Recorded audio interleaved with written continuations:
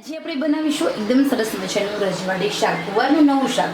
ખરેખર આખા ગુવારનું શાક તમે આવી રીતે ખાશો તો ખૂબ જ મજા આવશે. અહીંયા આપણે જે ગુવાર હોય છે એ આગળ અને પાછળથી થોડા થોડા ભાગ કાઢી લેવાના છે અને 2-3 પાણીથી ધોઈ અને આવી રીતે સમારી લેવાનું છે. એ પછી આપણે આ ગવારને વરાળે બાફી લઈએ. આપણે સ્ટીમરમાં બાફીશું. સ્ટીમર મૂકી દીધું છે ઓલરેડી. મેં પહેલાથી પાણી એડ કર્યું છે. 250 ગ્રામ ગવાર છે. ગવારને આવી રીતે ધોઈ લીધા પછી આપણે સ્ટીમરમાં એને બાફવા મૂકી દઈશું. આ વરાળે ગવારને બાફવાથી એના પોષક તત્વો જળવાઈ રહે છે અને આ સબ્જી ખૂબ ટેસ્ટી બને છે. ઓછા તેલમાં મજેદાર બને છે. લીડ કવર કરીશું અને 4 થી 5 મિનિટ સુધી આપણે ગવારની શીંગને વરાળે બાફવા દઈએ, ચડવા દઈએ. તો હવે આપણે જોઈએ અહીંયા તો એકદમ સરસ રીતે મેં સેટ કરી લીધું છે. આપણું જે ગવાર છે એકદમ સરસ, એકદમ મીડિયમ આંચે મેં બાફી લીધો છે. આપણે વરાળે બાફવાનો આપણે ચેક કરીશું તો સરસ મજાનો ગવાર બાફી ગયો છે. કલર ચેન્જ થઈ ગયો છે. વાવ, એકદમ યમ્મી યમ્મી. તો હવે આપણે આ ગવારનું ટેસ્ટી શાક બનાવી લઈએ. હવે અહીં આપણે ગવારને સાઈડ પર રાખી દઈશું. જે ગવાર આપણો ચડી ગયો છે એને આપણે સાઈડ પર રાખી અને પહેલાં આપણે જે રજવાડી ગવારની સબ્જી બનાવવાની ગ્રેવી બનાવી લઈશું. તો એની અંદર મેં 3 ચમચી તેલ ગરમ કરવા મૂક્યું છે.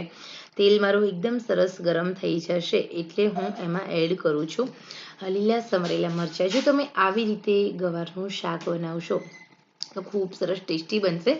આ સબ્જીમાં લસણ થોડું વધારે આપણે એડ કરીએ. 10 થી 15 કળી આપણે લસણને એડ કરવાની છે. લસણને આપણે તેલમાં સાંતળી લેવાનું છે. મરચાં તીખા નથી, મેં મોડા લીધા છે. સાથે 2 ઝીણી ઝીણી સમારેલી ડુંગળી લીધી છે મેં. મોટી ઓનિયન હોય, મોટી ડુંગળી હોય તો તમે 1 લેજો.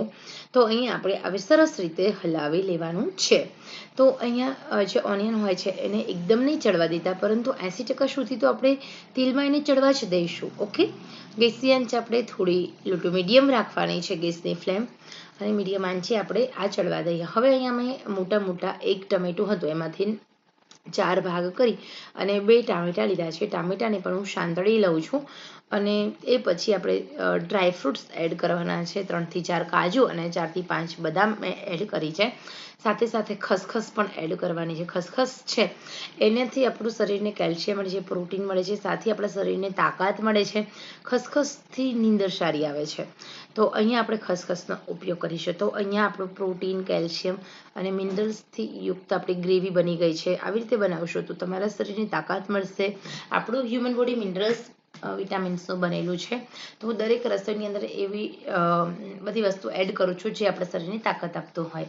તો જે લોકો ડ્રાયફ્રૂટ્સ નથી ખાતા એમના માટે આ બેસ્ટ રેસીપી છે. હવે આપણે નમક, મેગી મસાલો, લાલ મરચું, સાથે ધાણા જીરા, બધી જ વસ્તુ એડ કરી ટોટલી ટેસ્ટ અકોર્ડિંગ મસાલા એડ કરવાના છે. નમક, હળદર, કાચું જીરું, લાલ મરચું અને મેગી મસાલો એડ કર્યો છે. જે ટેસ્ટ, મેગી મસાલો ખાસ એડ કરજો, એકદમ ઓછો એડ કરો પણ કરજો ખરા. એનાથી બહુ સરસ મજાનો ટેસ્ટ આવે છે. તમને એવું થશે કે તમે ખરેખર કોઈ હોટેલની એક અલગ પ્રકારની સબ્જી ખાઈ રહ્યા છો. તો અહીંયા જે એકદમ નવા જ ટેસ્ટનું ગવારનું શાક એકવાર ખાશો પછી તમને ખાવાની મજા આવશે.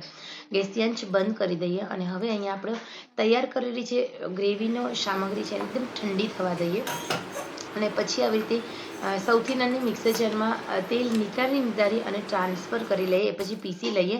તો અહીંયા મેં ગ્રેવી પીસી લીધી છે, તમે જોઈ શકો છો. હવે આપણે જે તેલ નિતાર્યું હતું એ જ તેલની અંદર બીજું 1 ચમચી તેલ એડ કરું છું અને એ જ તેલની અંદર આપણે શાકનો વઘાર કરીશું. એ જ લોયામાં આપણે શાકનો વઘાર કરીશું જેમાં આપણે જે આપણું સબ્જીની ગ્રેવી આપણે સાંતળી હતી અને જે નિતારેલી હતી એ જ તેલની અંદર. તો હવે ફરી હું થોડું જીરું એડ કરું છું. જીરું ફરજિયાત એડ કરું અને સાથે સાથે મેં થોડો અજમો પણ એડ કરું છું. જીરું અને અજમો એડ કરવાથી આપણને ગેસેટિક પ્રોબ્લેમ્સ થતા નથી અને સાથે સાથે આપણો જે ખોરાક છે એ પચી જાય છે અને સાથે સાથે પેટમાં આરામ રહે છે. તો અહીંયા હવે આપણે આ ગ્રેવીને સાંતળી લઈએ. તો આ ગ્રેવી તમે એક સાથે ઘણા બધા સબ્જીમાં બનાવી શકો છો. ભીંડાની પણ તમે ફ્રાય કરી અને સેમ આવી રીતે ભીંડાનું શાક બનાવી શકો છો. એકદમ નવા જ ટેસ્ટનું ભીંડાનું શાક બનીને રેડી થઈ જાય છે. તો અહીંયા આપણે ગ્રેવીને સાંતળી લેવાની છે. જ્યાં સુધી એમાંથી તેલ છૂટું ન પડે અને એમાં રહેલો પાણીનો ભાગ થોડો બળે નહીં ત્યાં સુધી સાંતળશો. અને હવે આપણે અહીંયા 1 ગ્લાસ પાણી લેવાનું છે. 1 ગ્લાસ પાણીને મિક્સર જારમાં એડ કરવાનું છે, જેના કારણે આપણે ગ્રેવી હોય એ મિક્સર જારમાં સહેજ ચોટેલી હોય તો પાણીમાં આવી જશે. પરંતુ એ પાણી અત્યારે એડ નથી કરવાનું. પહેલાં આપણે ગ્રેવીને ચડવા દઈએ. ગ્રેવીને હવે આપણે ચડવા દઈએ જેના કારણે રસોઈનો ટેસ્ટમાં ખૂબ વધારો થશે. તમારી જે રસોઈ છે એ મીઠાશવાળી લાગશે.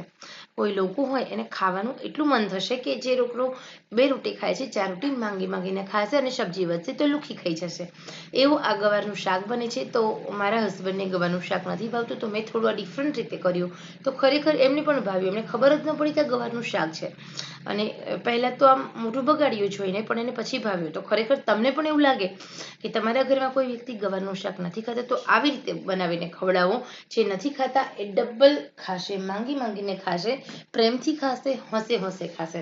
અહીંયા મેં થોડું લાલ મરચું એડ કર્યું છે. અત્યારે તમારે ટેસ્ટ કરવાનો કે ગ્રેવીમાં નમક ને બધું ઓકે છે ને.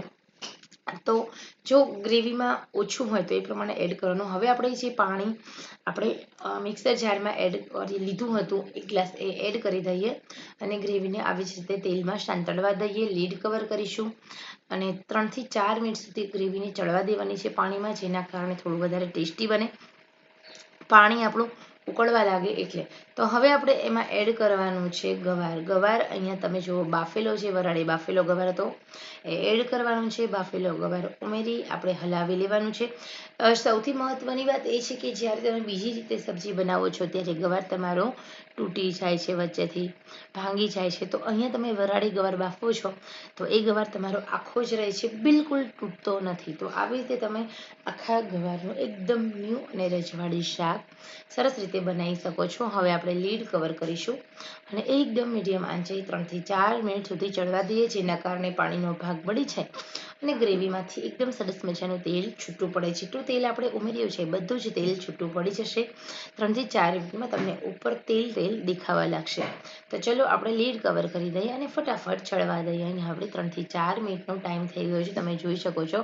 તો એકદમ સરસ પાણીનો ભાગ બળી ગયો છે અને તેલ આપણું છૂટું પડી રહ્યું છે. તો અહીંયા આપણી આ જે સબ્જી છે એ સરસ મજાની બનીને રેડી છે. તો તમે પણ ખરેખર આ સબ્જી બનાવો, ખાવામાં ખૂબ મજા આવશે. ગવારનું એકદમ ન્યૂ શાક કેવું લાગ્યું કોમેન્ટ્સમાં જણાવજો જરૂર. તો ખરેખર મિત્રો આ સબ્જીની રેસીપી પસંદ આવી હોય તો એકવાર ચોક્કસ બનાવજો.